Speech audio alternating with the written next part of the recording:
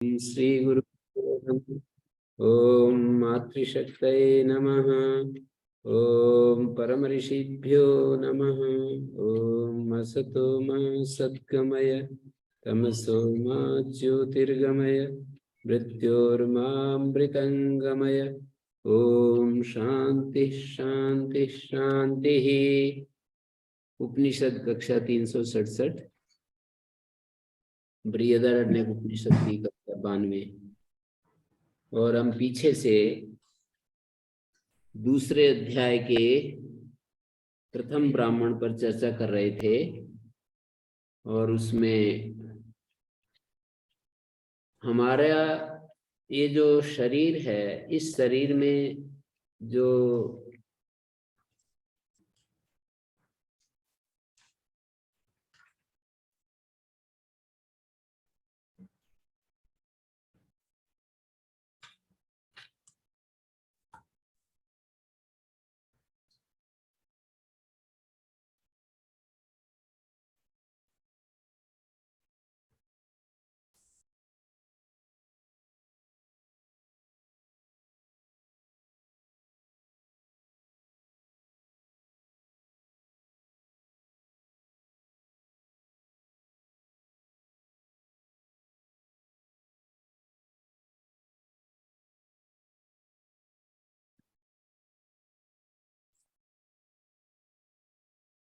ब्राह्मण ज्योतिर्मय ब्राह्मण में बाह्य ज्योतियों को दिखा करके एकांतर ज्योति कर ले गए। आंतरिक एक ज्योति है, बाह्य ज्योतियों से अलग है। जैसे बाह्य ज्योतियां अलग हैं, वैसे हमारे इस कार्यकरण संघात से एक आंतर ज्योति है, वो अलग है। जैसे तुलना करके बता रहे हैं कि जैसे बाह्य ज्योतियां तो साफ साफ हमें अलग दिखती हैं, अग्नि, पर आंतर ज्योति वाक तो हमारे कार्यकरण संघात का ही हिस्सा है। तो क्या वो जो आत्म तत्व है वो हमारे इस कार्यकरण संघात का ही एक हिस्सा है? इन्हीं में से कुछ चक्षु की तरह हैं, चक्षु की तरह एक भाग है, या चक्षु और वाक की तरह एक भाग है, या वो बिल्कुल चक्षु वाक से भी अलग है, अलग थलग है बिल्कुल। और भी जाती है। हाँ, विलक्षण और अलग उससे भी जाती है। वहां तो यही दिखाया है कि वो बिल्कुल इससे विलक्षण है। विलक्षण का अर्थ होता है उससे अलग प्रकार का। जो कार्यकरण संघात में ज्योतियां हैं, जैसे वाक ज्योति, अक्षि ज्योति, नेत्र ज्योति, करण ज्योति, जिह्वा ज्योति, रसना ज्योति, घ्राण ज्योति, ये सब ज्योतियां, त्वक ज्योति, इन सब ज्योतियों से अलग वो एक आंतर ज्योति है, इन सब ज्योतियों से विलक्षण है। ये तो भौतिक है, वो अभौतिक है, और वो हमारे इस कार्यकरण संघात के भीतर ही है, वो आंतर ज्योति। ऐसा वहां पर आंतर ज्योति हमारे कार्यकरण संघात के भीतर ही है, पर है अलग, एकदम अलग है।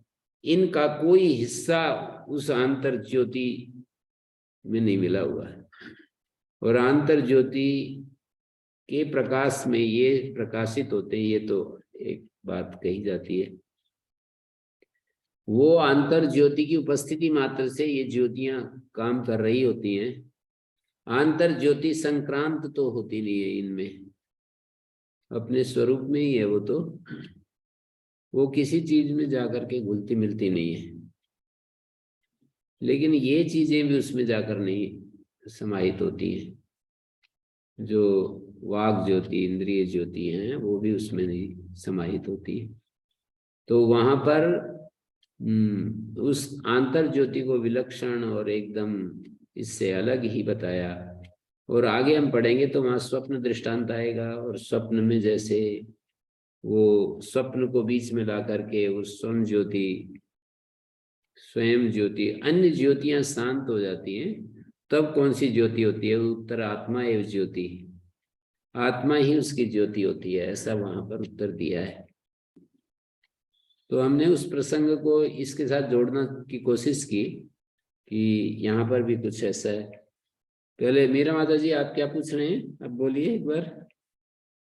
गुरुदेव, जो अव्यक्त व्यक्त अव्यक्त इसमें मुझे कंफ्यूजन हो रहा था, तो कल मैं पर और भी देख रही थी, तो मुझे ऐसे लगा कि ये अव्यक्त और व्यक्त जो कार्य ब्रह्म के दो रूप हैं, व्यक्त करने के और व्यक्त करने के। तो मैं इस बार पूछ रही हूँ गुरुदेव कि ये मैं सही सोच रही थी क्या, मतलब या फिर गलत ही कुछ बना लूं। अपंचीकृत और पंचीकृत ये भी मतलब अव्यक्त और व्यक्त होंगे, और नहीं नहीं, अपंचीकृत और पंचीकृत सारे व्यक्ति हैं। हम अपंचीकृत भूत या पंचीकृत भूत, ये तो सारे व्यक्त के ही रूप हैं। अव्यक्त तो केवल त्रिगुणात्मक जो माया है, प्रकृति जिसको कहते हैं, सांख्य में माया कहते हैं, अनिर्वचनीय जो माया यहाँ पर चलती है, वो माया ही केवल अव्याकृत कहो या अव्यक्त कहो, कारण ब्रह्म जिसको कहते हैं ना। और ये सब तो कार्य ब्रह्म ही, हिरण्यगर्भ हो या फिर उसके ये पंचीकृत भूत हैं, अपंचीकृत भूत हैं, और ये देश काल हैं, सब जो है ये तो कार्य ब्रह्म के ही रूप हैं। और ये कार्य ब्रह्म के रूप व्यक्त रूप में हैं। तो व्यक्त रूप कार्य ब्रह्म है और अव्यक्त रूप कारण ब्रह्म है। ऐसे एक डिजाइन कर सकते हैं, विचार कर सकते हैं। जो कारण ब्रह्म है वो अव्याकृत भी शब्द बोल सकते हो, व्यक्त भी बोल सकते हो। और जो ये प्रकट हो रहा है जो चाहे अपंचीकृत रूप में या पंचीकृत रूप में, देश काल के रूप में जो भी प्रकट हो रहा है वो सब कार्य ब्रह्म है। सूक्ष्म है, सूक्ष्म है या स्थूल है, वो कार्य ब्रह्म ही है। यदि व्यक्त हो गया है तो मैनिफेस्टेशन जो है वो तो व्यक्त रूप ही होगा ना। अनमैनिफेस्ट जो है वो अव्यक्त होता है। अच्छा, तो गुरुदेव अव्यक्त फिर उसको कहेंगे जो दिख नहीं रहा है इन इंद्रियों से, ऐसे इंद्रियों से तो कैसे दिखेगा वो? इंद्रियों से तो ये सूक्ष्म जगत भी नहीं दिखता, कारण तो कैसे दिखेगा? वो तो बहुत दूर की बात है। इंद्रियों का भी कोई कारण है? इंद्रियों का भी कारण है ये व्यक्त जगत। मतलब अपंचीकृत जो भूत हैं उन्हीं से इंद्रियां बनती है। अपंचीकृत भूतों से ही ये मन आदि बुद्धि आदि का निर्माण होता है।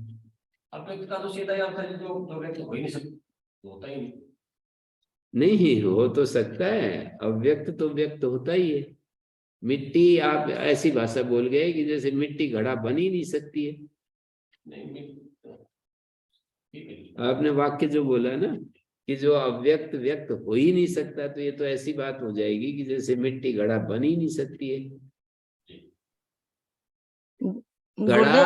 घड़ा मिट्टी में अव्यक्त रूप में है ना, तो व्यक्त हो जाता है। फिर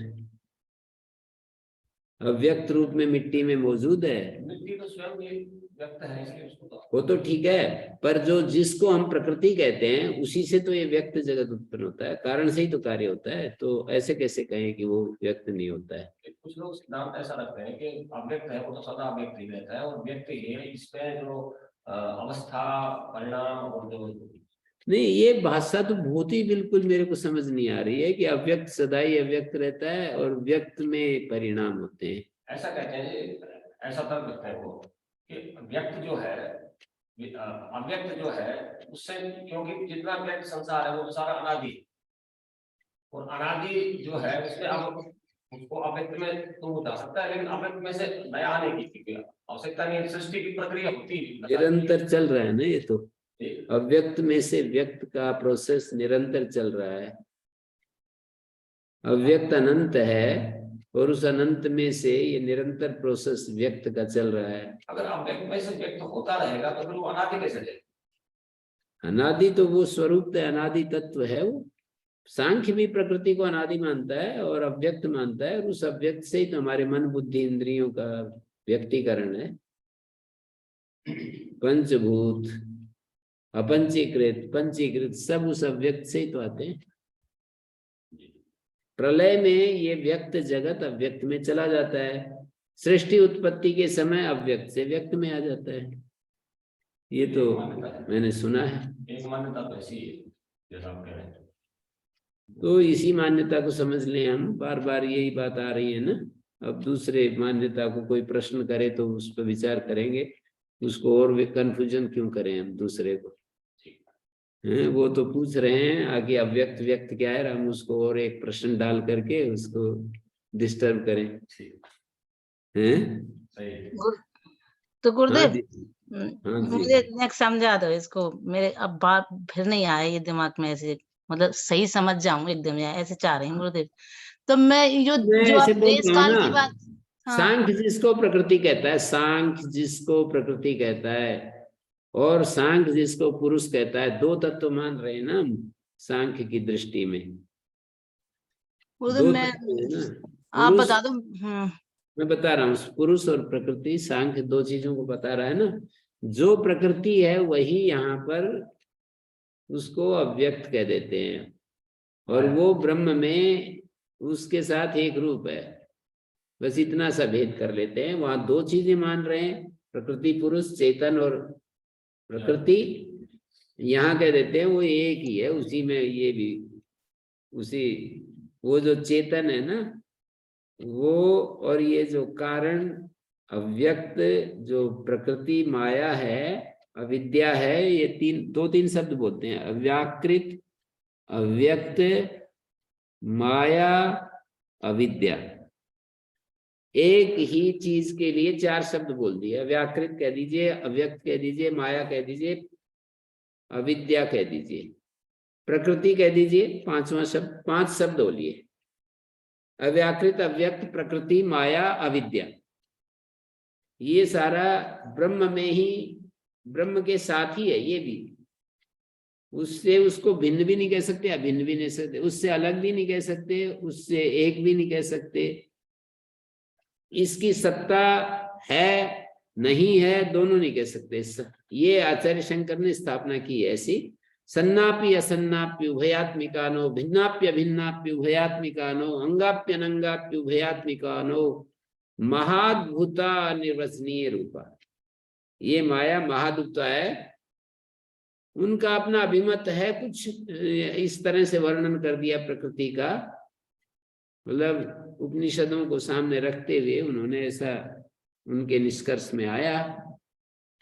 उपनिषदों के श्रुतियों के अर्थ को सामने देखते हुए उसको भिन्न भी नहीं बता रहे, अभिन्न भी नहीं बना रहे, और दोनों भी नहीं बता रहे, भिन्ना भिन्न भी नहीं बता रहे।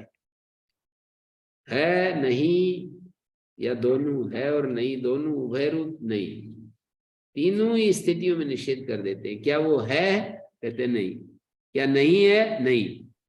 क्या है और नहीं दोनों? नहीं।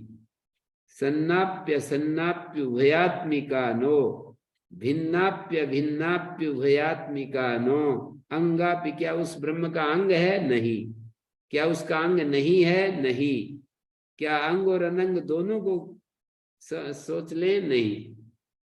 तो ऐसी ये माया है, तो उसको अव्यक्त कहते हैं। उसी सत्य से, जैसे ये मैं विचार कर रहा था कल भी, ये मुंडक उपनिषद का मंत्र आ रहा था ना, ऊर्णनाभि यथा सृजते गृह्णते च। जैसे बाहर जो भी कोई कारण होता है वो कुम्हार जैसे निमित्त कारण होता है, वो अपने में से घड़ा नहीं बना सकता। दुनिया में कोई ऐसा उदाहरण नहीं मिलेगा कि कोई, मकड़ी का 3-4 उदाहरण दिए, इनके सिवाय ऐसे कोई और उदाहरण हमको ऐसे प्रकटतः कोई ऐसे उदाहरण नहीं दिए जा सकते कि ये उदाहरण है। देखो, हम मकड़ी का उदाहरण देते हैं, भूमि का उदाहरण देते हैं, और शरीर में जो केश लोम पैदा होते हैं इनका उदाहरण देते हैं। बाह्य कारण सामग्री के बिना जहां इस तरह की उत्पत्ति होती है उसको कहते हैं कि इसी ने अपने में से ये चीज पैदा कर दी। ब्रह्म ने अपने में से ये सब चीज पैदा कर दी। तो इसमें इसलिए कहते हैं कि कोई बाह्य, अपने से बाहर से कोई चीज की आवश्यकता नहीं पड़ी उसको पैदा करने के लिए। उसी के भीतर ही है, अपने से बाहर कोई चीज ले करके, जैसे कुम्हार जो है मिट्टी लेता है, अपने हाथ का प्रयोग करता है, चाक डंडा लेता है, घुमाता है। तो मुझे उससे बाहर तो कुछ है ही नहीं। हाँ, तो इसीलिए इसीलिए जब उससे बाहर कुछ नहीं है तो उसने अपने में से इस जगत को उत्पन्न किया। पूर्ण नाभि का दृष्टांत देते हैं। तदेव सौम्यदम अग्रासित, वो भी है कि जैसे दो मानते हैं तो वो भी मानेंगे तो इसी में परमात्मा मानेंगे, पर वो अपनी दृष्टि है उनकी है कि दो हैं, बिल्कुल अलग अलग है, सेपरेट है दोनों। तो ये तो ऐसे नहीं कहेंगे कि सेपरेट है। श्रुतियों का अपना सामने उदाहरण रखते हैं तो फिर वो उनको दिक्कत आती है कि श्रुतियां तो ऐसे अद्वैत का प्रतिपादन करती हैं, दूसरी चीज के लिए बहुत फोर्सफुल्ली मना करती हैं। एकम एव द्वितीयम आदि शब्द, सदैव सौम्यदम अग्रासीत, जैसे सोने को जान लेने सब जान लिया जाता है, ऐसे उस एक को जान ले, यस्मिन विज्ञाते सर्वमिदम विज्ञातम भवति, उस एक तत्व को जान लेने से संपूर्ण सब कुछ जान लिया जाता है। उस एक को जान लेने से सारा सब कुछ जान लिया जाता है। उस एक में ही दोनों आ जाते हैं ना, जब सब का जब एक हुआ वो तो ईश्वर जैसा हो गया। हाँ, तो उसमें ही महर्षिदान का ईश्वर वैसा नहीं है। महर्षिदान तो बिल्कुल एकदम से ईश्वर को प्रकृति से अलग थलग बिल्कुल वैसा ही मानते हैं। यहाँ पर तो कारण उपाधि से युक्त जो चैतन्य उसको ईश्वर कह देते हैं, और हिरण्यगर्भ कार्य ब्रह्म है सूक्ष्म जगत में, विराट स्थूल ब्रह्म है। कार्य ब्रह्म दो हैं, स्थूल जगत और सूक्ष्म जगत। तीन नहीं हैं? कार्य ब्रह्म तो है, ईश्वर को कारण ब्रह्म है। ईश्वर कारण ब्रह्म है, हिरण्यगर्भ कार्य ब्रह्म है, सूक्ष्म जगत का अभिमानी, और एक स्थूल का अभिमानी विराट है। तो हम जो हैं स्थूल शरीराभिमानी, मैं स्थूल शरीर में भी मेरा अभिमान है और सूक्ष्म शरीर में भी मेरा अभिमान है। मैं मन इंद्रियों मैं इंद्रियवान हूँ, मैं इंद्रियवान हूँ, ऐसा बोलते हैं ना। गुरु जी कारण ब्रह्म और कार्य ब्रह्म से आते फिर एक ब्रह्म को मानते हैं वेदांत वाले तो। अलग नहीं है ना। तुरीयम त्रिषु संततम, तुरीय जो है इन तीनों में ओतप्रोत है। कारण ब्रह्म में भी सूक्ष्म ब्रह्म, और इन तीनों में वही तो एक है, कोई वो अलग थोड़ी आ गया है। ईश्वर में ओतप्रोत है तो फिर ईश्वर से तो अलग होगी ना। नहीं, वही जो तुरीय है वो इन तीनों में ओतप्रोत है, कोई अलग नहीं है। ये तीनों में जो ब्रह्म की सत्ता दिखाई जाती है, स्थूल में सूक्ष्म में कारण में जो ब्रह्म की सत्ता दिखाई जाती है, वो तुरीय ही तो तीनों में बैठा हुआ है। शक्ति तो भेद हो गया, या तो फिर अलग कोई वस्तु है ही नहीं ऐसा माने, और अलग अगर मैं कहेंगे तो मान नहीं, इनसे रहित भी तो हमारी स्थिति में आता है ना। हम जब ध्यान करते हैं और निरंतर असंप्रज्ञात समाधि में चले जाते हैं तो तीनों से अलग हो जाते हैं ना। तत्व नहीं है, रेचन कर दिया, जब मैंने कपड़े हटा दिए तो तत्व और बचेगा। मान लीजिए मैंने अपने कपड़े हटा दिए, ऊपर से एक कोट हटा दिया, फिर दूसरे को भी हटा दिया, तीसरे को भी हटा दिया, जो मैं बच गया वही इन तीन के सहित है, वही इन तीन से रहित है। ऐसा कहाँ होता है कि वो एक अलग तत्व हो गया। तीन से जो सहित है तब तीन में जो है, या तीन से बाहर भी उसको देखें ना देखें, तब तो फिर दो ही हो गए सीधे सीधे। नहीं, दो भी कहाँ, एक ही है। एक उपाधि, हाँ, एक उपाधि और एक उपहित है, एक जो उपाधि है। हाँ, उपहित है ना, पर उपाधि में जब होता है तो उसका अभिमान उपाधि में होता है, और एक निरभिमान अवस्था भी है ना, अभिमान रहित अवस्था, उसी को तुरीय कहते हैं। मतलब उपाधियां जब हट जाती हैं, वहां कहाँ असंप्रज्ञात समाधि में अभिमान रहता है। शांत मात्र, मैं शांत हूं तो उपाधि आ गई, मैं आत्मा हूं उपाधि आ गई, मैं चेतन हूं उपाधि आ गई, मैं पूर्ण हूं उपाधि आ गई, मैं निर्लेप हूं, निर्द्वंद हूं, निष्काम हूं उपाधि आ गई। ऐसा जो भी आप बोलेंगे उपाधि आ गई है बीच में। एक क्या है? नहीं, वो तो इतना ही अर्थ है कि जो एक आत्म प्रतीति है उसका मूल कारण है, उसके होने से ये एक आत्म प्रतीति हो रही है। ये हमारे अंदर जो आत्म प्रतीति हो रही है ना, मैं हूं, इस प्रतीति का कारण वो है, वो ना हो तो ये मैं प्रतीति नहीं होगी ना। सांख्य में उसको बुद्धि प्रतिसंवेदी कह देते हैं। वो ना हो तो बुद्धि में प्रतिसंवेदन नहीं हो सकता, मैं हूं ऐसा जो संवेदन होता है वो प्रतिसंवेदन बुद्धि का साक्षी है वो। यदि वो ना हो तो बुद्धि में ये जो आत्म प्रतीति होती है ये नहीं हो सकता। उसके होने से ही सांख्य में बार बार कहा ना, दृष्टा दृषि मात्रा शुद्धो भी प्रत्यानुपश्य, बुद्धि प्रतिसंवेदी पुरुष, बुद्धि का प्रतिसंवेदी पुरुष है। बुद्धि तत्व है जो कि 8 धर्मों से युक्त है, धर्म ज्ञान वैराग्य ऐश्वर्य, अधर्म ज्ञान अवैराग्य अनैश्वर्य, इन 8 धर्मों से युक्त है बुद्धि तत्व। तो ये जो 8 धर्म हैं, 8 धर्मों से युक्त जो बताया जाता है बुद्धि तत्व है ये।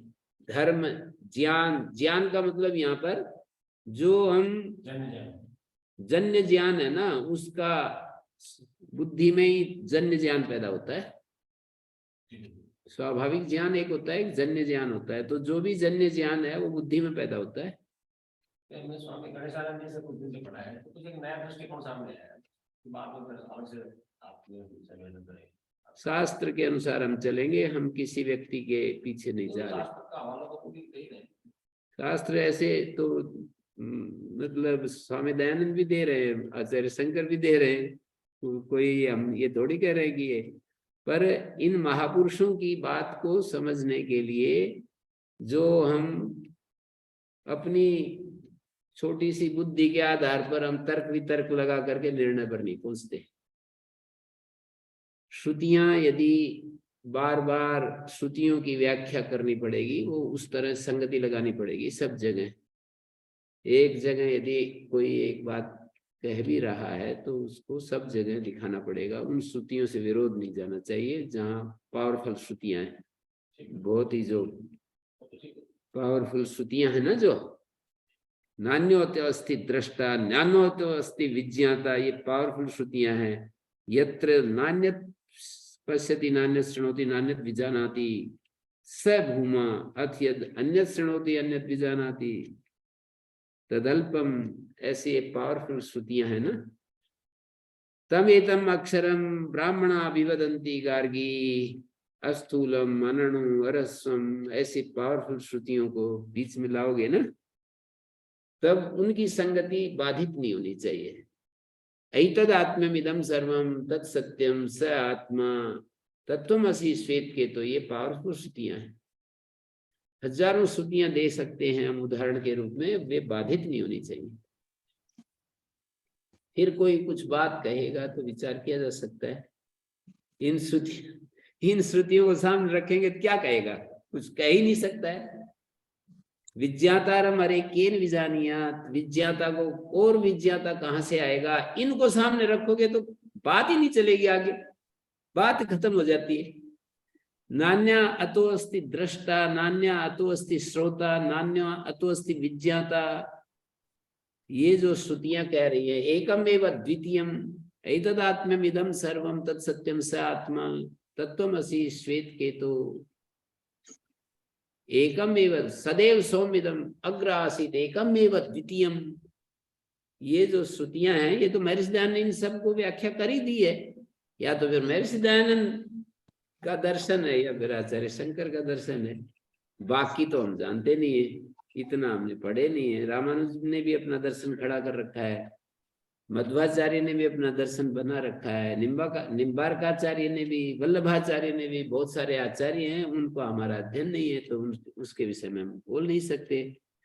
केवल 2 दर्शनों को हम या सांख्य के बारे में बोल सकते हैं, सांख्य योग के बारे में बोल सकते हैं, वेदांत दृष्टि आचार्य शंकर की हमने समझी है उसके बारे में बोल सकते हैं, या महर्षि दयानंद के दर्शन को बोल सकते हैं। इससे आगे हमारी पहुंच नहीं है। कोई बोलता है तो भी ठीक है, हमारे को कोई विरोध नहीं है, अपना ठीक है। आप इससे अलग समझे हैं कुछ तो हम तो उसके लिए हमारे पास बात करने के लिए भी मटेरियल नहीं है। इससे आगे यदि कोई कुछ बात करेगा तो हम कहेंगे कि हमारे पास है ही नहीं कोई बात करने के लिए, सामर्थ्य नहीं है। महर्षि दयानंद जो मानते हैं उसको समझा अच्छे से, वो बता सकते हैं, और आचार्य शंकर ने जो समझा है वो हम उनकी कृपा से हम भी थोड़ा जो जाना है उसको बता सकते हैं। पूरा तो कैसे उस महामती आचार्य के पूर्ण रूप से हमने समझ लिया ऐसा नहीं, पर बहुत कुछ समझ में आ जाता है तो क्यों ही कह देते हैं कि हाँ समझ में आ गया उनका दर्शन। पूरा तो नहीं कहा जा सकता। अशेष सेमुषी संपन्न आचार्य है, उसको हम कैसे अपनी बुद्धि से माप सकते हैं। वो तो महामती, ऐसे ऐसे विशेषण उनके लिए बोले जाते हैं। सारी बुद्धि जैसे वहीं इकट्ठी हो गई है, हैं? तो फिर भी ओम प्रयास किया ओम है तो आचार्य जी पाऊं मैं धोक जी। हाँ जी। हाँ, जैसे आपने आचार्य शंकर को समझा ऐसे ही हम आपको समझने में लगे हुए हैं। पहली अच्छा, बात तो ये भी ये। अच्छा है। हाँ, दूसरा कि आप जैसे स्वामी दयानंद जी की और शंकर का जो सामंजस्य आप बैठाते हो, जितना अच्छे से आप इन दोनों की दोनों दर्शनों का सामंजस्य स्थापित करके बताते हो ना, वैसे अतुलनीय है, वैसे आनंद आता है जी। नहीं तो एक दर्शन को लेकर के तो कोई भी व्याख्यान कर देता है जी। सच्चाई है जी इसमें ये। और हम आपको समझने में लगे हुए हैं और आपको समझेंगे, जैसे आप शंकर को समझते हैं ऐसे ही हम आपको समझने में लगे हुए हैं और समझ भी लिया है और समझेंगे। कोई बात नहीं, वो तो हम सभी लोग लगे हुए हैं। एक एक हमारे को जहाँ तृप्ति मिलती है, रस मिलता है, संतोष मिलता है, आनंद मिलता है, निर्भयता, और हम पूर्णता महसूस करते हैं, अपने में पवित्रता महसूस, असंगता महसूस, निर्विकारता महसूस, निर्भयता महसूस करते हैं। जिस दर्शन से उस दर्शन को हम आश्रय लेते हैं, उस दर्शन को हम अपना पथ बनाते हैं, उसको अपना आधार बनाते हैं। दृष्टि तो है ना, दर्शन मानी दृष्टि, तो दृष्टि हमको पथ के रूप में दिखाई देती है। उससे हमारे जीवन में समस्याओं का समाधान होता है, पूर्णता महसूस होती है, निर्विकारता महसूस होती है, हमें मतलब रस की अनुभूति होती है। उस इन बातों को सुनने में भी तृप्ति आती है। जब पूर्ण हो जाए तो कहाँ बाधा रह जाती है, फिर तो बस आदमी एकदम आनंद से भरा रहता है एकदम। तो कोई व्यक्ति, मैं तो अपनी स्थिति बता दी, कोई व्यक्ति महर्षि दयानंद और आचार्य शंकर, ये दो दर्शन हमने तो सीखे हैं और इससे आगे हमारी कोई पहुंच नहीं है।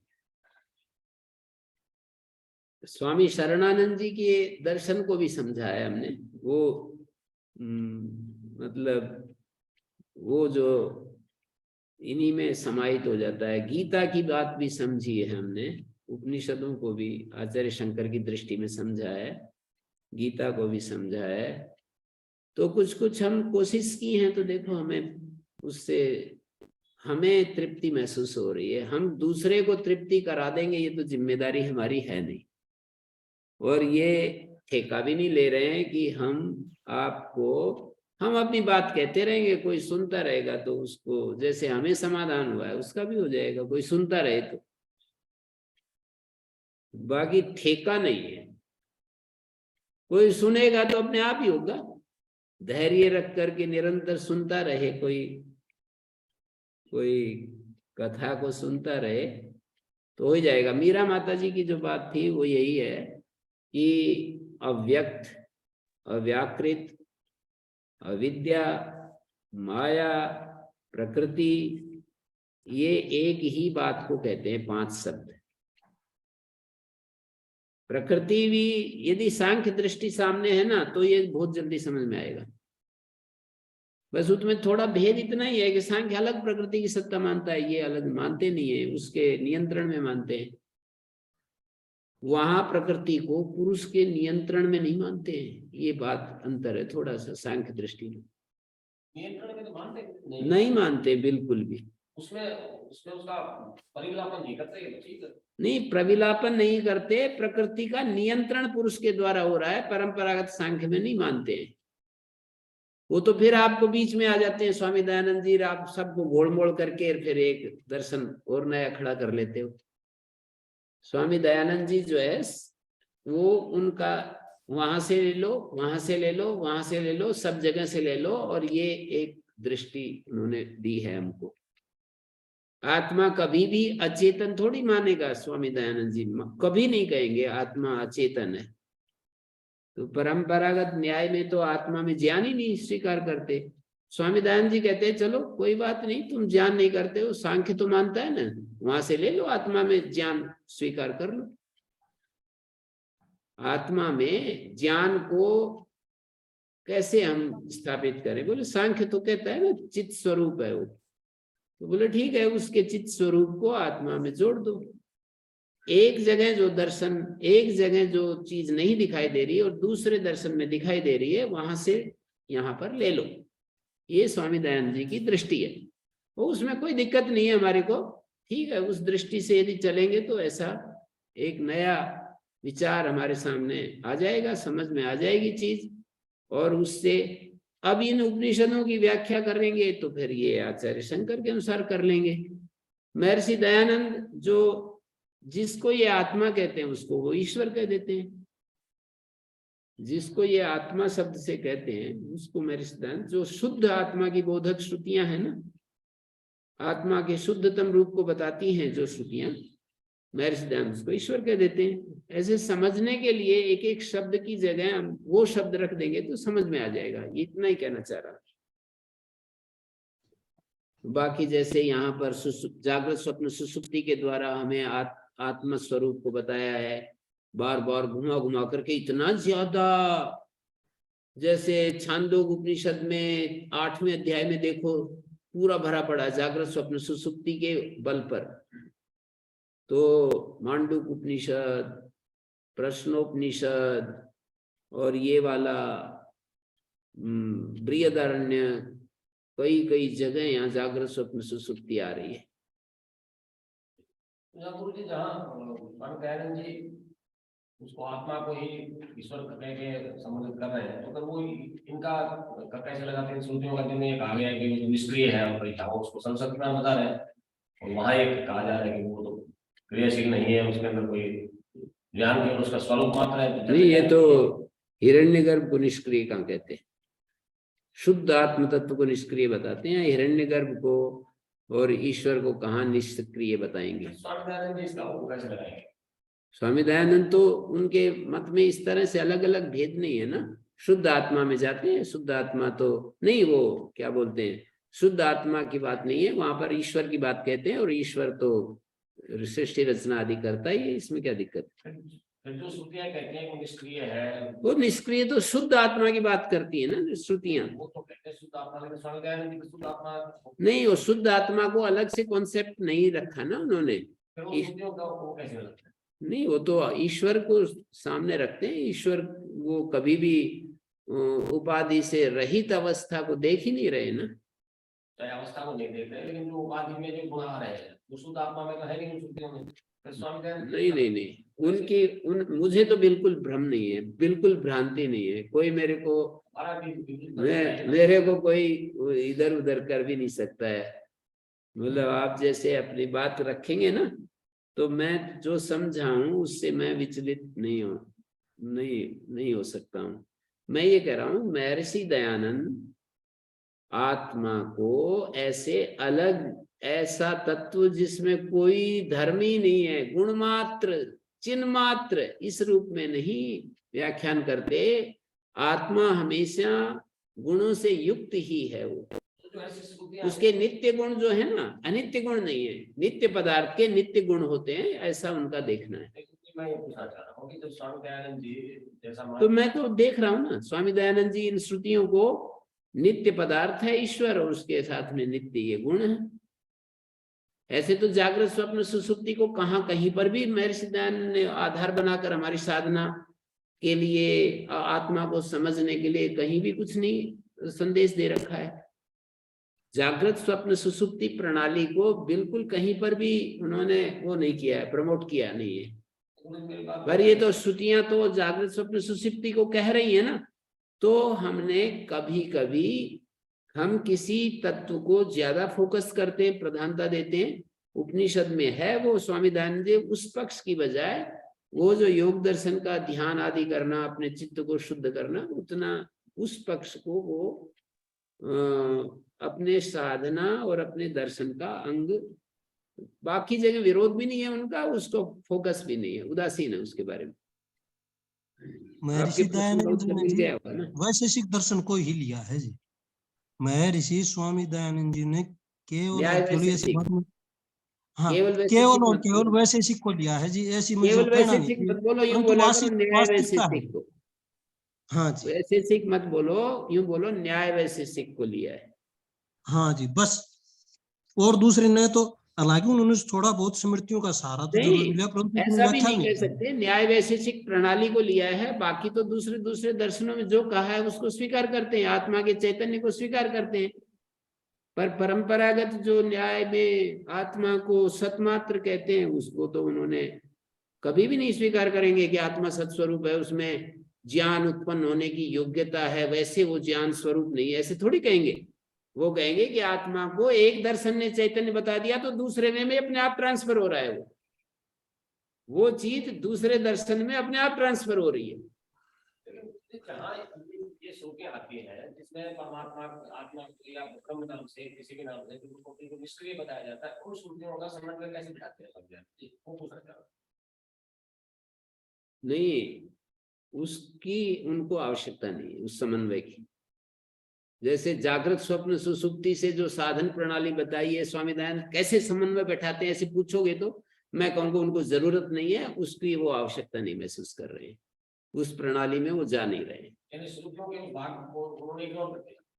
नहीं, उतने भाग को उनको जरूरत नहीं है उस दर्शन में।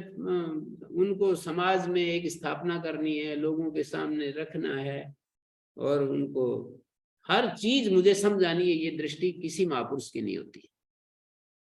स्वामी दयानंद उसके उस पक्ष को जो है ना, निष्क्रिय उस अर्थ में कह देंगे अगर वो सर्वत्र है, वो क्या क्रिय मतलब उसकी गति या गति के मना कर रहे हैं। सर्वशक्तिमान तो अपने काम करने के लिए उन्होंने अपनी परिभाषाएं दी हैं। सर्वशक्तिमान मैं उसको कहता हूँ जो अपना काम करने के लिए किसी दूसरे की सहारा नहीं लेता है, वो सर्वशक्तिमान। ऐसे उन्होंने अपना अभिप्राय तो स्पष्ट कर ही दिया। सर्वशक्तिमान मैं किस चीज को कहता हूं, उन्होंने स्वमंतव्य मंतव्य आदि और अपने आयुर्देश रत्नमाला आदि ग्रंथों में अपना अभिप्राय तो स्पष्ट कर ही दिया कि मैं सर्वशक्तिमान किसको कहता हूं। मैं सर्वशक्तिमान उसको कहता हूं जो अपना काम करने के लिए, सृष्टि उत्पत्ति स्थिति प्रलय कर्म फल आदि देने के लिए किसी दूसरे की सहायता नहीं लेता, वो सर्वशक्तिमान। सहायता नहीं लेता हो ठीक है, लेकिन क्रिया तो कुछ करनी पड़ेगी ना। नहीं, क्रिया तो इस तरह से वो मानेंगे, आप जो मान रहे हैं वो अर्थ जरूरी है कि मेरे सिद्धांत वैसा ही बताएं, वो नहीं, वो तो आप श्रुति का जो अर्थ मान रहे हैं वही वो भी बताएं, ऐसा आवश्यक नहीं ना। वो निष्क्रिय की व्याख्या ये करेंगे कि आत्मा को जब सर्वव्यापक है तो उसको इधर उधर हिलने डुलने की और जाने आने की जरूरत ही नहीं है, निष्क्रिय है वो। जो चीज विभूई हो गई उसको कहाँ इधर से उधर जाना आना, आपकी मानी हुई क्रिया को वो क्यों व्याख्या करेंगे।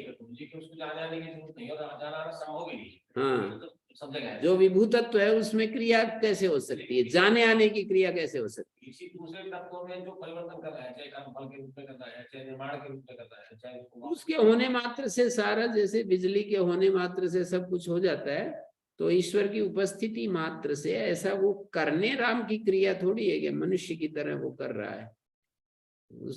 और मतलब महर्षि दयानंद तो उस निष्क्रिय शब्द की व्याख्या इसी तरह करेंगे। यदि आप संगति पूछ रहे हैं तो कि उसको ऐसी कोई क्रिया नहीं है, वो यूं कहेंगे कि उसके संकल्प मात्र से, संकल्प भी एक क्रिया है तो उसको क्रिया ही नहीं कह रहे ना महर्षि दयानंद। वहां निष्क्रिय शब्द में जो, निष्क्रिय शब्द में जो क्रिया है उसको गति आगति के रूप में देखते हैं कि जैसे जीव को इधर उधर जाना आना होता है, ऐसे ईश्वर को जाने की जरूरत नहीं। ऐसे संगति तो लग जाती है महर्षि दयानंद की दृष्टि की। ऐसे तो बुद्धिमान आदमी कोई दिखा देगा नहीं, तो जिसको संगति तो बुद्धिमान की बात नहीं, मैं तो अपने को बहुत बुद्धिमान भी नहीं मानता, केवल विचार कर रहा हूं बस। मैं तो ऐसे कोई अपने को बहुत बुद्धिमान भी घोषित नहीं कर रहा हूँ, केवल विचार मात्र कर रहा हूँ कि ऐसे ऐसे महर्षि दयानंद ने एक सुंदर जीवन, उनको जीवन की पवित्रता, निर्विकारता और व्यवहार में भी सत्य इत्यादि गुणों की महती आवश्यकता अनुभव होती है, इंद्रिय विषयों से पूर्ण निर्लेपता, ये सारी चीजों पर उनका ज्यादा फोकस है। और इसके लिए उन्होंने ध्यान को और व्यवहार में सजगता को, दो साधनों को बताया है। व्यवहार में सजगता और निरंतर सतत ईश्वर से प्रेम, उसकी उपासना, यही उन्होंने साधन अपनाया। एक एक साधन होते हैं। मैं रमन महर्षि ईश्वर ईश्वर नहीं करते हैं, वो कहते हैं मैं कौन हूं इसको खोजो। अभी सारे महापुरुषों की आप वो कर, एक ही जगह वो क्यों नहीं ये कर रहे? महर्षि रमन जैसे साधकों ने तो कोई व्याख्या ही नहीं की ज्यादा, हैं? उन्होंने तो बहुत ज्यादा व्याख्या नहीं की। नहीं, बस वो हमारे जीवन को तो दुख मुक्त और आनंद से भरा हुआ देखने का पथ दिखा रहे हैं ना, तो उतना ही उनका, उनसे लेंगे जो जितना दे रहा है। वो उनसे ज्यादा जिसकी दुकान में जो सौदा है वही तो मांगेंगे। अब आप ये क्यों नहीं रख रहे हो, ये भी रखो, ऐसे उसको थोड़ी समझाएंगे हैं? किसी आलू बेचने वाली दुकान में, भाई तू जो है सोना क्यों नहीं रख रहा? भाई मैं तो ये दुकान लिए बैठा हूँ, सोना खरीदना है तो वहां जाओ जोरी के पास। जोरी वाले के पास कोई पूछेगी तू कपड़ा क्यों नहीं रख रखे भाई, तो रमन महर्षि जो है वो जो दे रहे हैं उनसे ले लो। वो मैंने ये नहीं कहा तुमसे नहीं लेंगे, मैंने कहा कि मैं तो उन्हीं सभी को सामान्य बात कह रहा हूँ कि हम सबको ऐसा जाना चाहिए, जो उपनिषद देना चाहता है उपनिषद से ले लें, गीता जो सुनाना चाहती है गीता से ले लें। महर्षि दयानंद से यदि पूर्ण तृप्ति हो रही है तो क्या इधर उधर हांडने की जरूरत है? किसी की यदि समाधान हो रहा है, कई कई लोग हैं बिल्कुल इधर उधर हिलते ही नहीं, उनको तृप्ति हो रही है तो क्यों जाएंगे? वो चाहे विश्वास के रूप में तृप्ति है या ज्ञान के रूप में, वो तो तृप्ति कभी कभी आदमी मान्यता के रूप में भी तृप्त रहता है कि इन्हीं की बात सबसे सही है, कभी कभी ज्ञान के रूप में तृप्ति होती है। क्यों जी, मेरी बात समझ में आई? गजब आई जी, बहुत गजब की समाधान। शास्त्री जी मेरे प्रेम करते हैं, तो प्रेम जो करता है ना वो उदार हो जाता है ना जी, उदार नहीं जी, वास्तव में ऐसा समझ में ही ऐसा आता है भाई, जहां जिसकी तृप्ति है वहां तृप्त हो जाओ, तृप्ति होना है, आगे गुंजाइश ही नहीं है आचार्य जी से आगे। तो मीरा माता जी की बात बीच बीच में आप लोग रड़ा देते हो, मैं कोशिश करता हूँ पकड़ पकड़ करके वहां आने की, फिर आप बीच में रड़ा देते हो। माता जी ये पूछ रही हैं कि ये जो अव्यक्त अव्याकृत कारण ब्रह्म कार्य ब्रह्म ये सब क्या है? तो मैं ये उत्तर दे रहा हूँ कि कारण ब्रह्म का मतलब जिससे ये जगत पैदा होता है, कार्य ब्रह्म का मतलब ये उत्पन्न हुई चीज। उत्पन्न हुई चीज दो तरह की, एक सूक्ष्म है एक स्थूल है, बस इन दोनों को कार्य ब्रह्म कहते हैं। यहाँ पर औपनिषद दृष्टि में, आचार्य शंकर की दृष्टि में, महर्षि दयानंद के दर्शन में जाएंगे तो कार्य ब्रह्म कारण ब्रह्म ये सब रिजेक्टेड शब्द है, तो वहां जाने की जरूरत नहीं है। इसको समझ रहे हैं तो समझो, महर्षि दयानंद के दर्शन में उसके दर्शन से समझेंगे, यहाँ इस दर्शन को समझेंगे तो इनके दर्शन से समझेंगे, क्या दिक्कत है हमारे को? और हमारे को तो दोनों दर्शन ही अच्छे लगते हैं, हमारे को कोई अटकाव नहीं है, दोनों के प्रति समान प्रीति है, समान उनके हैं। आपकी नहीं होती होगी तो मत करो, हमारी तो है। हाँ, समान प्रीति है, मैंने कहा दो दृष्टियों में समान प्रीति है? और दोनों को हम महान एक ज्ञानी पुरुष के रूप में देखते हैं।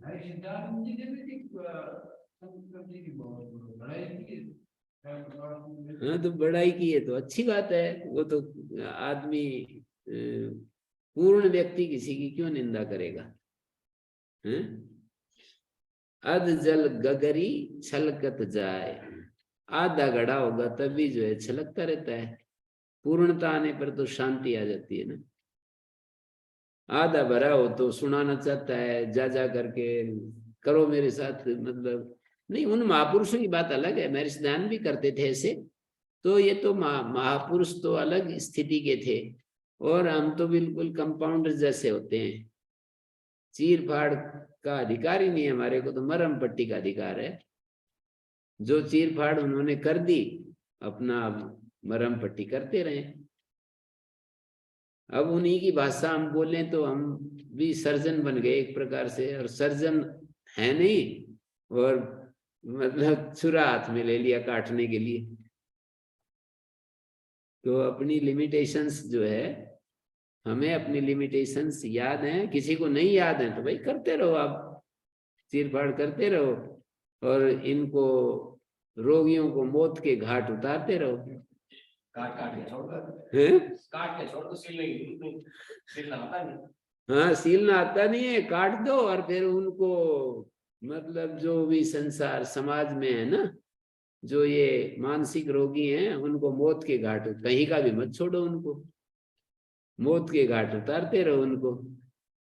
उनको कहीं का भी मत छोड़ो, ना उनको भक्त बनने दो, ना उनको तार्किक बनने दो। तार्किक बन करके, महर्षि दयानंद तो बड़े तार्किक है, पर कितने बड़े भक्त भी तो हैं, उनके उस पक्ष को नहीं देखते, कितने श्रद्धा से भरे हुए हैं, कितना उनके अंदर प्रकृति पर विजय करने का सामर्थ्य, अपार सामर्थ्य है। एक सेकंड के लिए भी जन्म से मरण पर्यंत इंद्रिय सुख उनके मन में नहीं आ रहा है। देखो तो सही, एक सेकंड के लिए भी आदमी अपनी तुलना करो उनके साथ, कहाँ मुंह छिपाएगा जा करके। जन्म से मरण पर्यंत जिसके अंदर एक सेकंड के लिए भी पांचों इंद्रियों के विषय, ये क्या कम कोई सामान्य बात है? पांचों इंद्रियों के विषय एक क्षण के लिए भी जिनमें सिर नहीं उठा रहे। पांच इंद्रियों के विषय ना, शब्द स्पर्श रूप रस गंध। और अहंकार भी उन्होंने जीत लिया। कोई उनको अपमान कर रहा है, कोई कुछ कह रहा है, अहंकार को भी जीत लिया। और मन में जो परिणाम होते हैं उन पर भी विजयी हो गए। तो इंद्रियां, शरीर, मन, अहंकार, इन सब पर विजयी योद्धा के रूप में हमें दिखाई देते हैं। तो उनकी साधना, अब हमें तो उनका जीवन कितना अद्भुत लगता है ना, तो इसलिए उनके दर्शन को भी प्रणाम कर देते हैं। उनके जीवन को देखते हैं कि अपने दर्शन से, इनके दर्शन ने इनको ऐसा बना दिया, तो उस दर्शन को हम कैसे नकार सकते हैं? समझ में आ गई? और उपनिषदों ना, ये तो पूरा समझ रहे। मेरे समझ में नहीं आती, तो मैं 2 साल से क्यों बैठा रहता हूँ, जी कह देते हो भाग जाता। और उधर जो है आचार्य शंकर का भी अद्भुत दर्शन है, कितना प्रकृति से उनको बार बार हमें वो करते हैं, वार्निंग देते हैं, कितना हमें वैराग्य के भाव भरते हैं, कितना हमें वो प्रेरणा देते हैं। तो आत्मा का शुद्धतम रूप हमें समझाते हैं, शास्त्र को, उपनिषदों को। मैं तो ये समझता हूँ कि आचार्य शंकर नहीं होते तो उपनिषद इस अस्तित्व से गायब हो जाते, जैसे वेद गायब हो गए ना,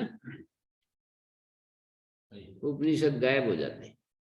वेद गायब हो गए का मतलब वेद की परंपरा खंडित हो गई ना, मंत्रों के अर्थ क्या हैं पता ही नहीं चलता है।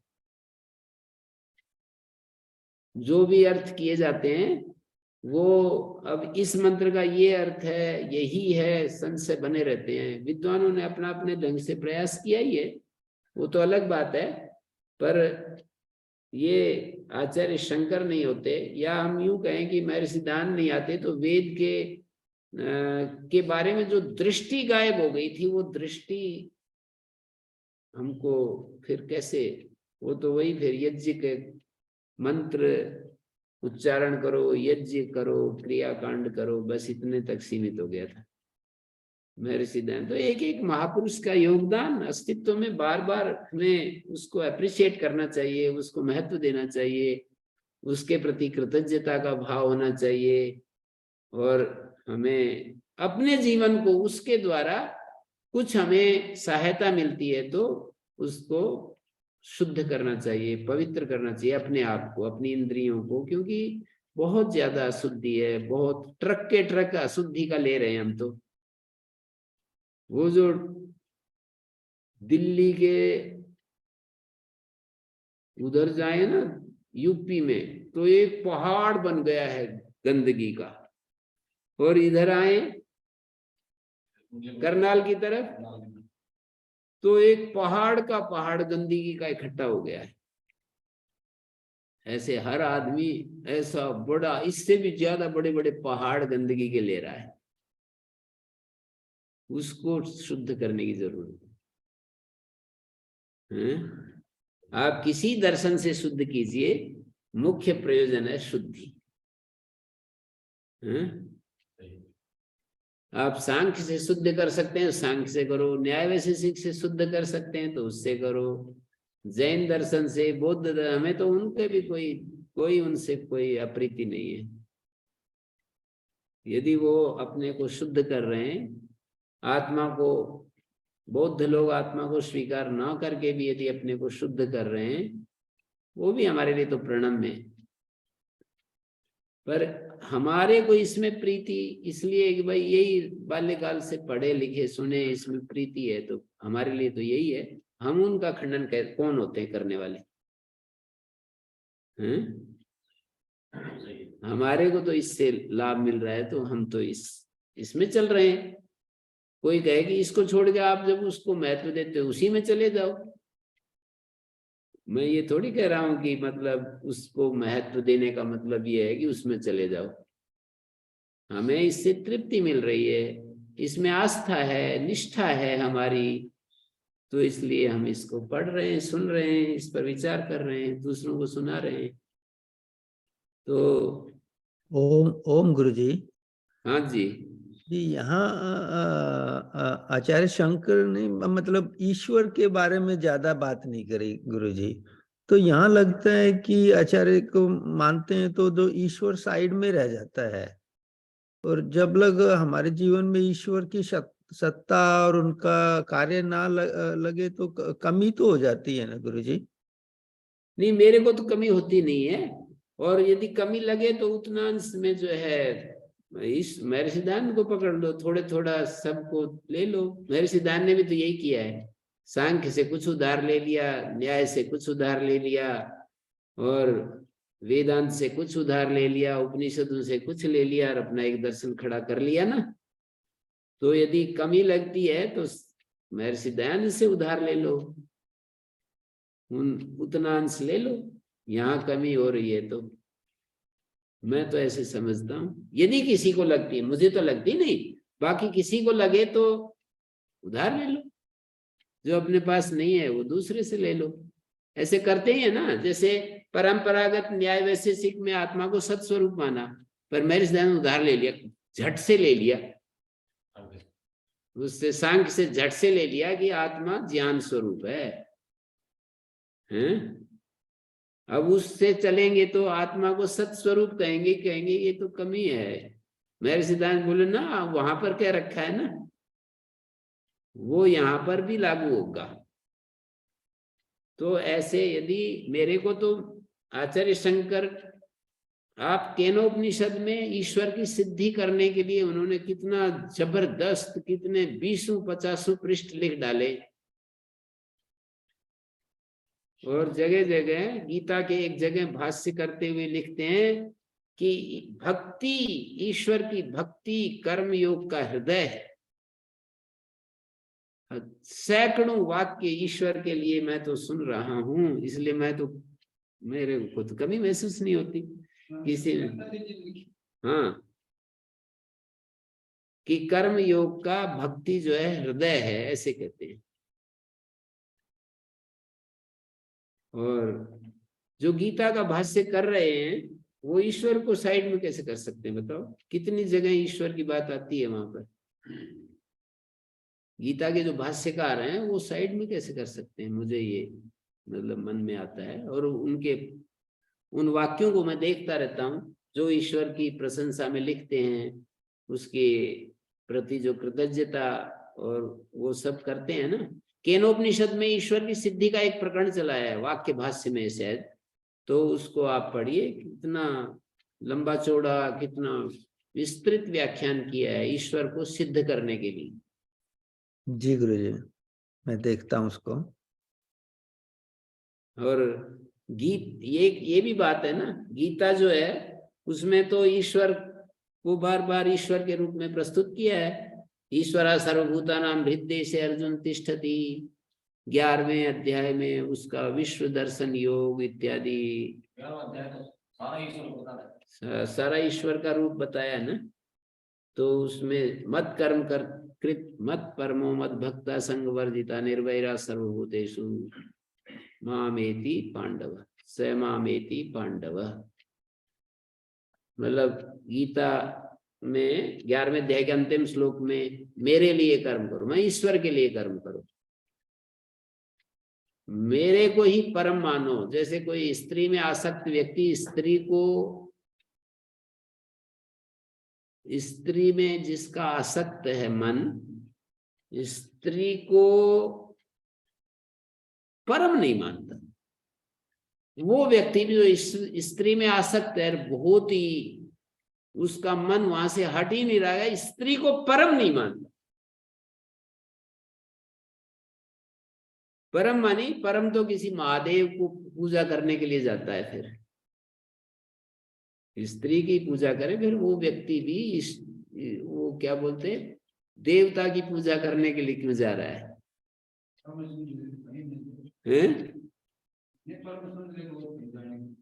हाँ, तो मत कर्म कृत मत परमा, मेरे को ही तू परम मान, ये ईश्वर के लिए कह रहे हैं। अर्जुन को समझा रहे हैं कि अर्जुन मुझे ही मानी ईश्वर को ही के लिए कर्म कर, ईश्वर को ही परम स्थान पर समझ, और मेरा ही ईश्वर का ही भक्त हो जा, और आसक्तियों से रहित हो जा, और सब भूतों के प्रति निर्वैर हो जा। ऐसा हो जाएगा तो तू ईश्वर को प्राप्त हो जाएगा। और ऐसे तो यहाँ पर भी ईश्वर प्रणिधान की व्याख्या करते हुए ईश्वर प्रणिधान को एक साधन के रूप में प्रयोग किया है और कहा है यथा ईश्वरा शुद्ध अनुपसर्ग प्रसन्न, ऐसे ही हम ईश्वर की उपासना करेंगे तो हम भी ऐसे ही हो जाएंगे, हमारा मन भी जिसकी हम उपासना करते हैं वैसे ही हो जाते हैं। तो ईश्वर की उपासना करते करते हमारा मन वैसा हो जाएगा और उससे फिर हमें स्वरूप प्रतिष्ठा हो जाएगी, हमें आत्म उपलब्धि हो जाएगी। मैं तो बिल्कुल सारे शास्त्र, इतनी कृपा होगी मेरे ऊपर, तो पता नहीं कहाँ से कौन सा पुण्य आगे आ गया, इतना ज्यादा मतलब साफ हो गए शास्त्रों की दृष्टि, इतनी स्वस्थ दृष्टि मिल गई। मेरे को तो कहीं अटकाव नहीं बचा, कहीं किसी ये भ्रांति नहीं, दर्शन में भ्रांति नहीं और साधना में भ्रांति नहीं, दृष्टि में कोई भ्रांति नहीं। मुझे बस एक काम ही करना है, ऐसे रहना है, बस जो मैंने समझा है उसमें बस बने रहना है, बस इससे ज्यादा मुझे करने की जरूरत नहीं बची। मतलब ऐसा मुझे नहीं दिखता है कि मुझे कुछ पाना शेष बच गया, पर बस उसमें बने रहना है, बस केवल उसमें रहना है, प्रमाद नहीं करना है। प्रमाद जो है ना वो इतनी बड़ी चीज, प्रमाद क्या है, एक बड़ी बाधा है। प्रमाद का मतलब क्या होता है, जो चीजें हमने दृष्टि पाई, जो समझा, उसमें नहीं जीना, ये कहा है, व्याख्या की है उन्होंने, व्यासदेव जी ने। प्रमाद का मतलब समाधि साधना नाम अभावनम, समाधि के जो साधन है, मैत्री करुणा मुदिता की महिमा जान ली और फिर उस पर ना चले, ये है प्रमाद। अपने ज्ञान का निरादर, हैं? अपने ही ज्ञान का निरादर, अपने ही ज्ञान का निरादर करना, ये है प्रमाद। तो हम जो जानते हैं उसमें प्रमाद ना करें, बस इतना ही हमारा कर्तव्य है। फिर देखो कितना आनंद ही आनंद है। तो मेरा माता जी समझ में आई आपको कुछ? जी आप गुरुदेव आइए। अपनी बातों को चलने नहीं देते, मैं तो पकड़ करके लाता हूँ, बीच में कोई और चला देता है, क्या करूं? आप बता गुरुदेव दीजिए। हाँ आइए मेरे समझ में, पर मैं और सुनूंगी और फिर मैं कोई मेरी शंका रहेगी तो मैं कल आपसे फिर पूछूंगी गुरुदेव। अच्छा, अभी भी बच गई? हाँ गुरुदेव वैसे तो हो गई है, पर मेरे अपने जैसे मैंने ऐसे सोच रखी ना, उसको हटाना है मुझे पहले, फिर उसको फिट करना है वहाँ। दिमाग ऐसा है कि वो क्यों मैं इतना दिमाग लगाया था इसमें, ये ऐसे ऐसे गुरुदेव ऐसे कह रहे हैं, ऐसे कह रहे हैं, फिर वो गलत हो रही है चीज, तो कहाँ नहीं, क्या गलत मैंने कुछ गलती नहीं करी। है ना। आपको एक दिशा लेनी है कि ये जो जगत है ना, ये इसके दो रूप हैं, एक सूक्ष्म जगत है, एक स्थूल। अपने शरीर को ही आप देख लीजिए, एक हमारे अंदर ये शरीर है, एक मन है। तो ये जो शरीर और मन है ना, ये सूक्ष्म जगत में तो अंतःकरण आ गया और स्थूल शरीर आ गया, ये जो दिख रहा है। और इनका कारण एक अव्यक्त अव्याकृत, नींद में जब जाते हैं ना तो अव्याकृत होते हैं हम, उसी अव्याकृत से ये सब चालू हो जाता है फिर जब जागते हैं तो जो कारण जगत होता है ना, वो नींद से उपमा दी जाती है। कारण जगत नींद से उपमित होता है, और कार्य जगत ये व्यवहार में जो भी हम चल रहे हैं या स्वप्नावस्था में, ये कार्य जगत है। कार्य जगत है, कार्य ब्रह्म है, कुछ भी शब्द रख लो आप, कोई कार्य जगत कह देगा, कोई कार्य ब्रह्म कह देगा, उसमें अंतर नहीं पड़ता। तो ठीक है, ओम शांति शांति शांति।